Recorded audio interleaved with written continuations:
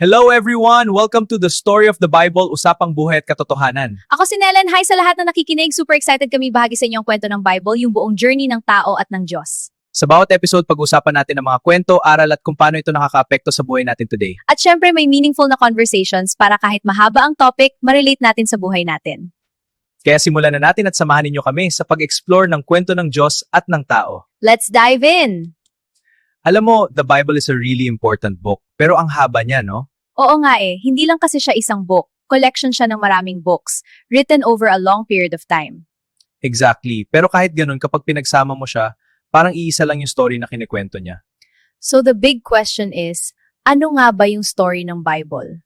It all begins by introducing us to a beautiful mind, the author of all reality, God. At ang Diyos na ito may kapangyarihan siyang kunin ng chaos, yung dilim at kawalan, at gawing maayos at maganda. At para kumpletuhin ito, nilikha niya ang humanity. Tinawag na Adam in Hebrew, like a garden full of life, order, beauty. At ginawa niya sila in His image. Ibig sabihin, binigyan sila ng authority para pamahalaan ang mundo on God's behalf. Hindi para sirain, kundi para paunlarin. Para mag-create ng mas maraming beauty, order, at life. So ang kwento tungkol ito sa paggamit ng tao ng kanilang power para sa meaningful, life-giving na purpose. Pero ang tanong paano? Dahil may choice na ibinigay sa tao, At yung choice na yun ay represented by a fruit tree, this is the choice. the forbidden fruit. Pwede nilang piliin na magtiwala sa Diyos. Sila mismo ang mag-define ng good at evil. Nag-warning ang Diyos na ito ay magdadala sa kamatayan. Pero may isang mysterious na nilalang. At sinabi nito, kunin mo ang bunga, magiging malaya ka, magkakaroon ka ng power. At naniwala ang tao. At doon nagsimula ang pagbabago. Naging suspicious sila, self-protective. Nasira ang relationships. Nagkaroon ng violence at power struggles. Hanggang sa umabot sa isang corrupted civilization. At doon, parang niredefine ng tao kung ano ang good, base sa sarili nilang standard. Kaya pinangalat ng Diyos ang corrupted na system na yan. At dito nagkaroon ng turning point ang story. Nag-zoom in na tayo sa isang lalaki at isang babae, Abraham at Sarah. Tinawag sila ng Diyos palabas ng Babylon.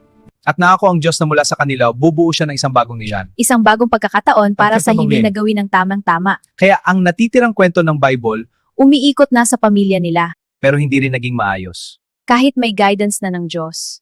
Bumigay pa rin sila sa parehong tukso. Na mag-define ng good at evil sa sarili nilang paraan.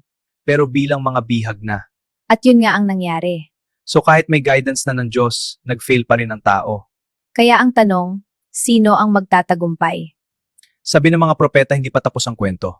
Magpapadala ang Diyos ng bagong leader. Nasasala sa failures ng tao at babaguhin ang puso at isip ng mga tao. At dito nagtatapos ang Old Testament. Parang bitiin kasi hindi pa natutupad ang mga pangako. Pero tuloy ang kwento sa New Testament. At dito'y pinakilala si Jesus of Nazareth mula sa linya ng mga hari ng Israel. At sinabi niya na siya ang katuparan ng lahat. At hindi siya bumigay. Blessed are the poor in spirit, for theirs is the kingdom of heaven. Follow me. At ipinahayag niya na ang Diyos ay naghahari na sa pamamagitan niya. Tinuro niya kung ano ang tunay na good. At sinabi niya ang tunay na power, Ay hindi kontrol. kundi service, Ang tunay na nagahari ay yung nagmamahal sa mahihirap. at kahit sa kaaway. Blessed are the merciful, for they shall receive mercy. Father, forgive them, for they know not what they do. Nakakalito pero napakaganda. At ang claim tungkol kay Jesus, Siya ay Diyos na naging tao. para gawin para sa atin ang hindi natin kayang gawin, kinuha niya ang consequence ng kasalanan. At sa kanyang sakripisyo, Pinatunayan niya na ang pag-ibig ay mas makapangyarihan kaysa sa kasamaan. kahit sa kamatayan. At ngayon may bagong choice ang tao. Parang isang bagong tree. Mananatili ba tayo sa lumang paraan? O susunod sa bagong paraan ni Jesus? Yung mga pumili sa kanya. Bibigyan ng bagong lakas mula sa Diyos.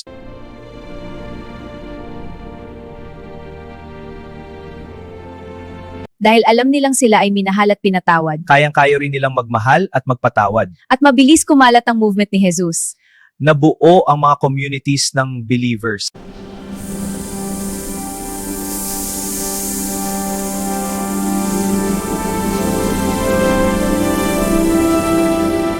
Pero hindi naging madali. May persecution sa labas. At problem sa loob. Kasi mahirap sumunod kay Jesus. Kaya ang mga apostles nagsulat ng mga liham Para palakasin at gabayan ng mga tao na manatiling faithful. at patuloy na umasa sa pagbabalik ni Jesus. Kung saan lahat ng mali ay magiging tama. Mawawala ang kasamaan. Magiging isa ang langit at lupa. at ang tao ay muling maghahari kasama ang Diyos laang. Sa kanyang pag-ibig at kapangyarihan. So yun ang kwento ng Bible. Isang kwento na pinagdurugtong ang lahat ng aklat.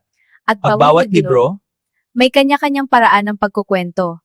Isa pa, at yun ang i-explore natin sa next episode. na lahat may ambag sa iisang story.